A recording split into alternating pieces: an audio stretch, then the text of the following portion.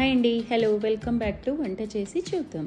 ఈరోజు మనం చేయబోయే రెసిపీ పిల్లలకు లంచ్ బాక్స్లో పెట్టిన లేదా ఇంట్లో వేడి వేడి అన్నంలోకి కలుపుకున్న తక్కువ టైంలో అదిరిపోయే వంటకం ఏదైనా ఉందంటే అది carrot fry.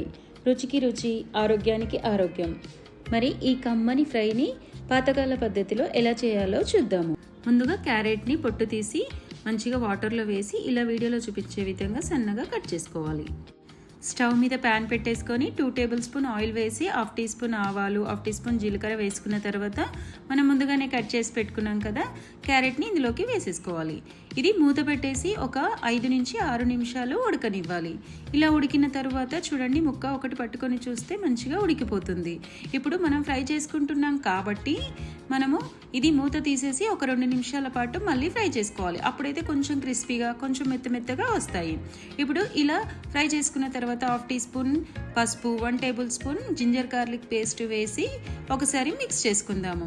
1 tablespoon salt, 1 tablespoon chilli powder వేసుకోవాలి. 2 సమానంగా వేసుకోవాలి. అప్పుడు మనకు టేస్ట్ అనేది బాగుంటుంది. ఇప్పుడు ఇది ఒకసారి మిక్స్ చేసుకుంటే మన క్యారెట్ ఫ్రై అనేది రెడీ అయిపోతుంది. ఇలా ట్రై చేయండి, చాలా బాగుంటుంది. పిల్లలు, పెద్దవాళ్ళు కూడా ఎంతో ఇష్టంతో తీసుకుంటారు. ఇలా ట్రై చేసి చూసి మీ కామెంట్స్ని మాతో షేర్ చేసుకోండి. మరిన్ని మంచి రెసిపీస్ కోసము వంట చేసి చూద్దాం ఛానల్ని సబ్స్క్రైబ్ చేసుకోండి. Thank you for watching.